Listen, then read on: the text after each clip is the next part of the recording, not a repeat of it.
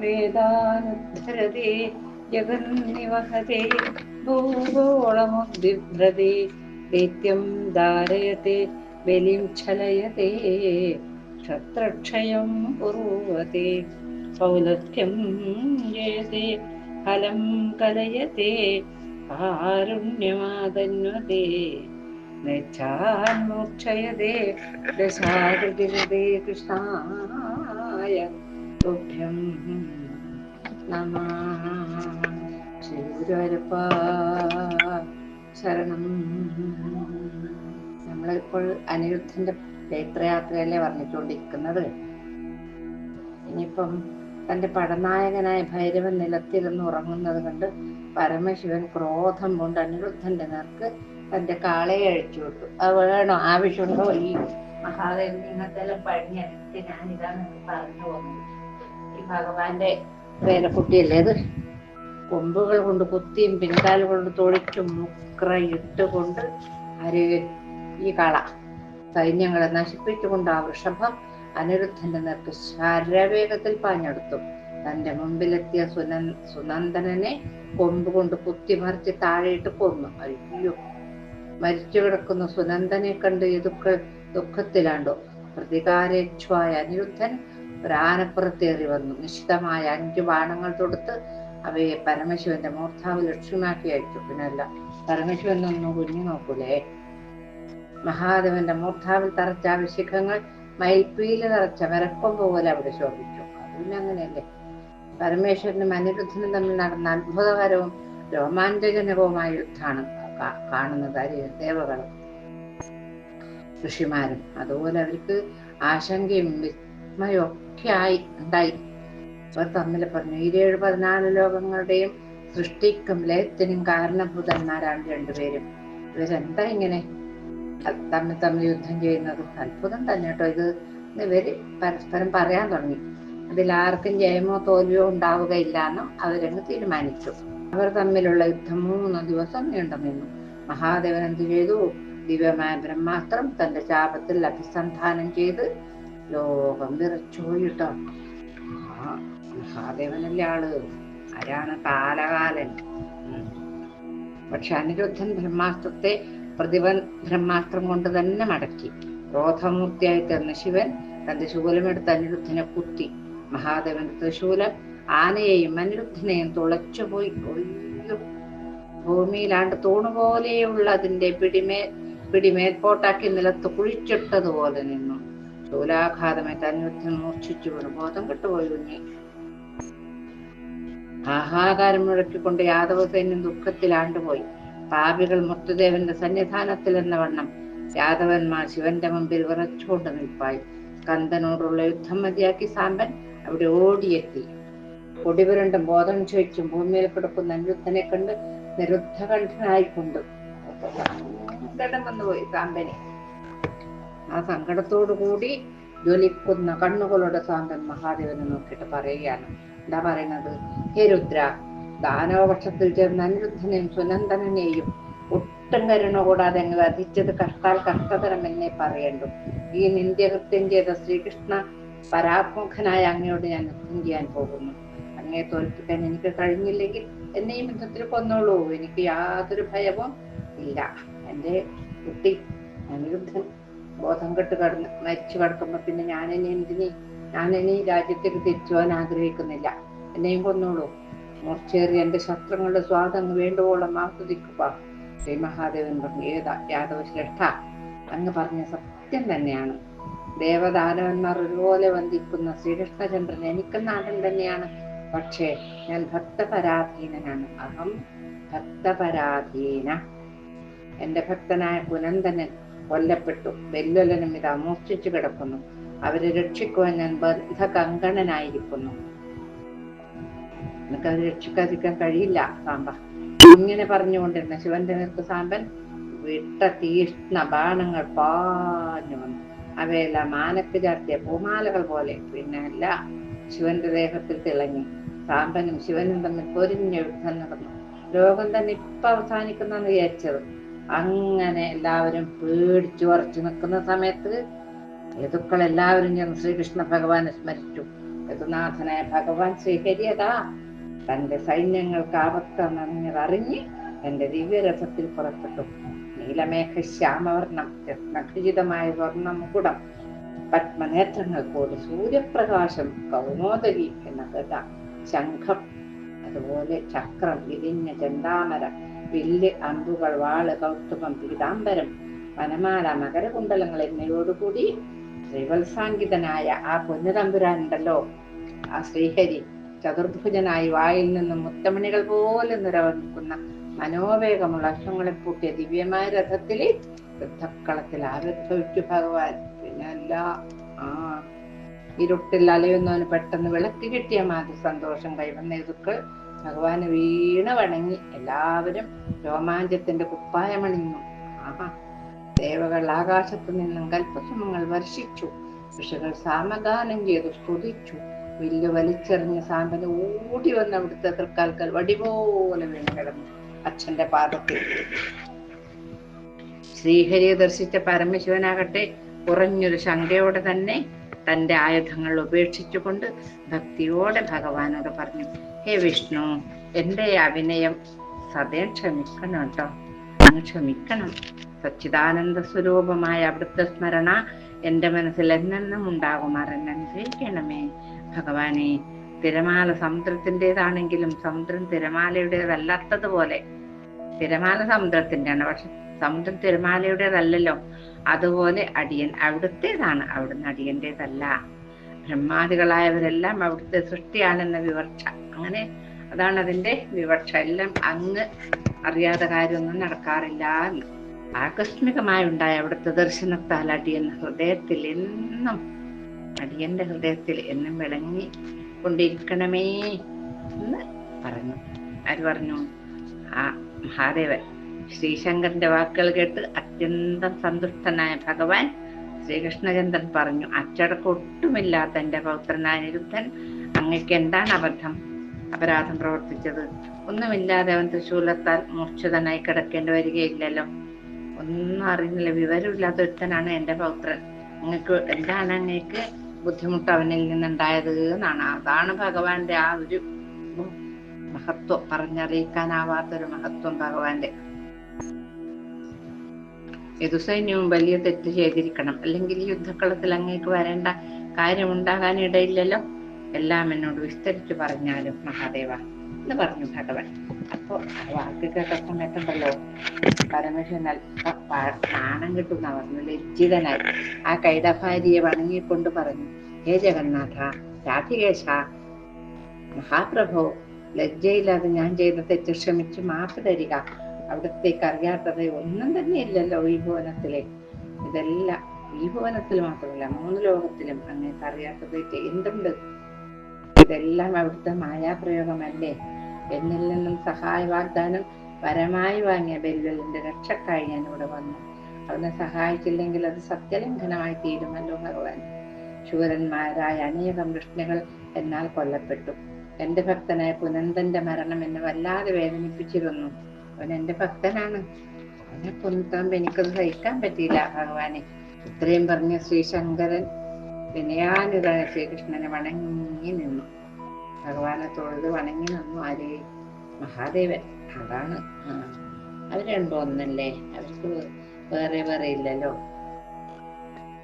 എപ്പോഴും പറയും ഞങ്ങൾ ഒന്നാണ്, മഹാദേവന്റെ ആളാണ് ഞാൻ, അല്ലെങ്കിൽ മഹാവിഷ്ണുവിന്റെ ആളാണ് ഞാനൊന്നും പറയണ്ട, ഞങ്ങൾ രണ്ടും ഒന്നാണെന്ന് ഇടക്കിടക്കേ ഭഗവാൻ പറയും. ഭഗവാന്റെ ഭക്തന്മാരോട് പറയും. കൃപാകുലനായ വൃഷ്ടികൾ മഹാദേവനിൽ പതിപ്പിച്ച് ഭഗവാൻ ആശ്വാസവചനങ്ങളോട്, പേടിക്കണ്ട കേട്ടോ, സങ്കടപ്പെടണ്ട, ഞാനില്ലേ കൂടെ. സ്വഭക്തരെ അങ്ങ് സഹായിച്ചാൽ ഒട്ടും തന്നെ അധർമ്മമില്ല, അത് അങ്ങയുടെ കൂടപ്പിറപ്പാണ്. ഭഗവാന്റെ ഹൃദയത്തിൽ ഞാനും എന്റെ ഹൃദയത്തിൽ അങ്ങും ഇരിക്കുകയാണല്ലോ. നാം തമ്മിൽ എന്താണ് വ്യത്യാസം? യാതൊരു ഭേദവുമില്ല. പക്ഷെ ചില വിഡ്ഢികൾ അത് വേണ്ടതുപോലെ അറിയുന്നില്ല എന്ന് മാത്രം. ഭേദബുദ്ധിയുള്ളവർ നരകത്തിൽ പതിക്കുന്നു. ഇങ്ങനെ പറഞ്ഞ് ഭഗവാൻ അമൃതൂർന്ന തന്റെ ദൃഷ്ടികൾ ആ യുദ്ധക്കളത്തിൽ ഒന്ന് പതിപ്പിച്ചു. മെല്ലെ ഒന്നൊഴിഞ്ഞു അത് കണ്ണുകൊണ്ട് എല്ലാവരെയും. അനിരുദ്ധനും സുനന്ദനും യാദവഭടന്മാരും ഉറക്കം നടന്നതുപോലെ ചാടി എഴുന്നേറ്റു. മഹാദേവന്റെ കടാക്ഷത്താൽ ബെല്വലനും എഴുന്നേറ്റു. തന്റെ ഭക്തനായ വെല്ലുലനും ശ്രീശങ്കരൻ ജ്ഞാനോപദേശം കൊടുത്തു. അതാണ് ബോധം മുതിച്ച വെല്ലുലൻ ശ്രീകൃഷ്ണ ഭഗവാനെ വാഴ്ത്തി സ്തുതിച്ച് അനേകം ഉപായനങ്ങളായി വന്ന് ഭഗവാൻ തൃക്കാർക്ക് സമർപ്പിച്ചു. വേണ്ട പോലെ കൊടുത്തു ഭഗവാന്. ആകാശത്തെ അനിരുദ്ധന് കൊടുത്തു. ഭഗവാൻ അന്തർധാനം ചെയ്യുകയും ചെയ്തു. ഭഗവാൻ എന്ന് പറഞ്ഞു ആർക്കും കാണാൻ കിട്ടിയില്ല. വെല്ലുലിനെ അവിടെ വാഴിച്ച് ശ്രീ പരമേശ്വരൻ തന്റെ ഭൂതഗണങ്ങളോട് കൈലാസത്തിലേക്ക് തിരിച്ചു പോവുകയും ചെയ്തു. വെല്ലുലന്റെ പക്കൽ നിന്നും വിട്ടുകിട്ടിയ ആകാശത്തെയും കൊണ്ട് യദുസേന അങ്ങനെ പോവുകയാണ്. വെല്ലുലൻ ജയിച്ചതായി അറിഞ്ഞ മറ്റു രാജാക്കന്മാർ അനിരുദ്ധനെ കപ്പം കൊടുത്തു മാനിച്ചു. അങ്ങനെ സഞ്ചരിച്ച് സഞ്ചരിച്ച് സഞ്ചരിച്ച് ആയ ആകാശം ഒരു മാസം കൊണ്ട് കൃഷ്ണാനദി കടന്ന് കാളിന്തിയുടെ വേറൊരു പേരാണ് കൃഷ്ണാനദി. എപ്പൊ കറുത്ത വെള്ളാണ് കാളിന്തിയിൽ, തെളിഞ്ഞ വെളുപ്പല്ല.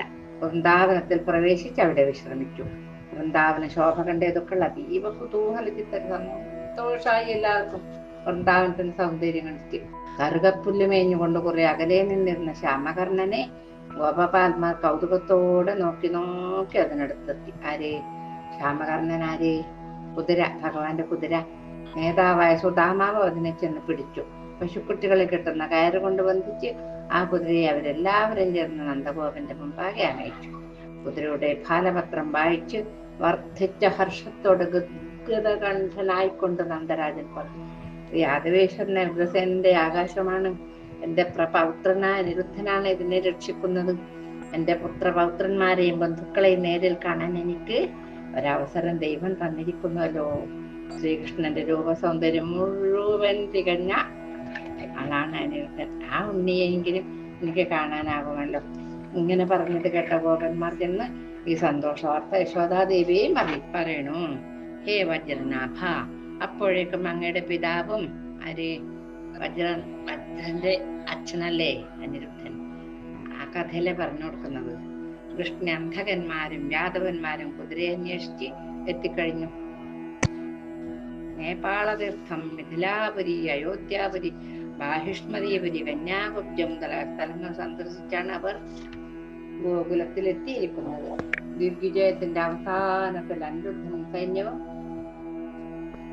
വ്രജഭൂമിയിൽ എത്തിയിട്ടുണ്ടെന്ന് നാരദനിൽ നിന്നും അറിഞ്ഞ ശ്രീകൃഷ്ണ ഭഗവാൻ കുശസ്ഥലിയിൽ നിന്നും മിത്രങ്ങളുമൊത്ത് പുറപ്പെട്ടു നന്ദഗോകുലത്തിലെത്തി യാദവസേനയോട് ഒന്നിച്ചു ചേർന്നു. അതേ ഭഗവാനും കൂട്ടുകാരും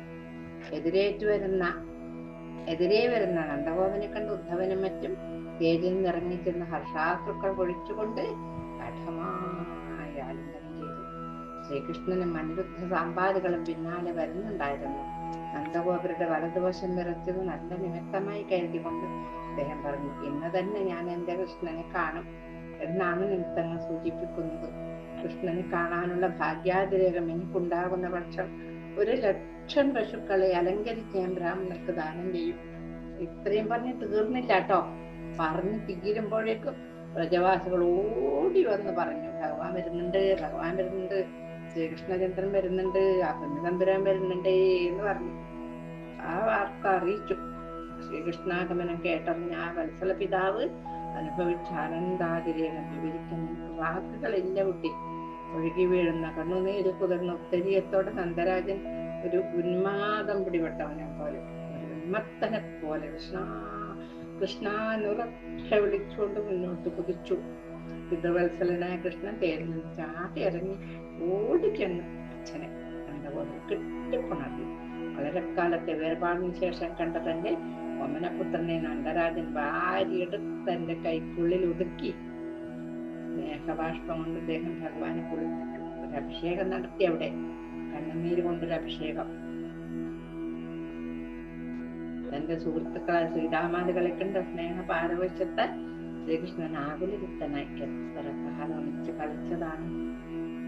യശോദാദേവിയും അവിടെ ഓടിയെത്തി കൃഷ്ണനെ കണ്ട് സന്തോഷാധിക്യം പ്രകടമാക്കാൻ വാക്കുകൾ കിട്ടുന്നില്ല. ആ വൃദ്ധമാതാവിന് വയസ്സായി. എനിക്ക് നന്ദഗോപർക്കും യശോദാമ്മക്കൊക്കെ പ്രായം ഒരുപാടായി.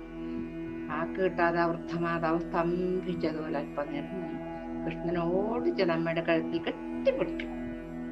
അമ്മേന, ഹേ രാജൻ, ആ മാതൃപുത്ര സമാഗമം ഞാൻ എങ്ങനെ വർണ്ണിക്കട്ടെ? എനിക്ക് വാക്കുകൾ കിട്ടുന്നില്ല. പണ്ട് മധുരയിലേക്ക് പോരുന്ന 11 വയസ്സായ ഉണ്ണിയാണ് യശോദ അപ്പോഴും തന്റെ മുമ്പിൽ കണ്ടത്. ഗോപികമാർ കൂട്ടം കൂട്ടമായി വന്ന് വർദ്ധിച്ച അക്ഷമയോടെ അല്പം അകലിൽ നിന്ന് അവരുടെ മേൽ കാരുണ്യവും പ്രേമവും വഴിയുന്ന തന്റെ കണ്ണുകൾ പതിപ്പിച്ചു ഭഗവാൻ. ആ കടാക്ഷം കൊണ്ട് തന്നെ അവർക്ക് ഉദാർത്ഥരായി ചമഞ്ഞു. ഭഗവാന്റെ കണ്ണുകൾ ആ ഗോപിയൂഥത്തിനുള്ളിൽ രാധാദേവിയും ഉണ്ടോ എന്ന് പ്രത്യേകം ശ്രദ്ധിക്കുകയാണ് ഭഗവാൻ. വികാര പാരവശ്യം തെല്ലും നടങ്ങിയ നന്ദഗോപൻ അനിരുദ്ധനെയും സാമ്പാദികളായ കൃഷ്ണപൗത്രന്മാരെയും പുത്രന്മാരെയും എതിരേറ്റു കൂട്ടിക്കൊണ്ടുപോയി. യദുസൈന്യം അത്യന്ത നിർവൃതിയോടെ നന്ദരാജന്റെ സൽക്കാരമേറ്റുകൊണ്ട് അവിടെ താമസിച്ചു. യമുനാ തീരത്തിൽ മനോഹരങ്ങളായ ശിബിരങ്ങൾ നിർമ്മിച്ച് ബുദ്ധവാദികളും സൈന്യവും സുഖമായി വാണു. യമുനാതടത്തിലെ പച്ചപ്പുല്ലുകൾ തിന്ന് കുതിരകൾ വിശ്രമിച്ചു. ആനകൾ ഭാണ്ഡീരവനത്തിലെ കണ്ണമതി വരുവോളം തിന്നു. ആനകൾ തീറ്റി പിന്നെ നമുക്കറിയുന്നതാണല്ലോ, വേണ്ടവര്. ഗർഗൻ പറയുകയാണ്, ഹേ രാജൻ, നേരം സന്ധ്യയായപ്പോൾ രാധാ സന്ദേശം ലഭിച്ച നന്ദസൂനു കദളീവനത്തിലെത്തി.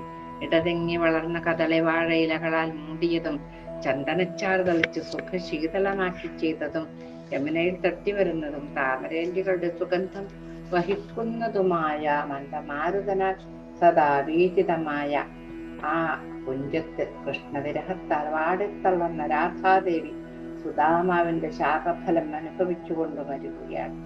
100 വർഷം കഴിയുമ്പോൾ ഭഗവാനുമൊത്ത് നിരന്തരം ചരിക്കാറാകുമെന്ന ആശ മാത്രമാണ് ആ തീവ്ര ദുഃഖത്തിനൊരു കുളിർമ നൽകുന്നത്.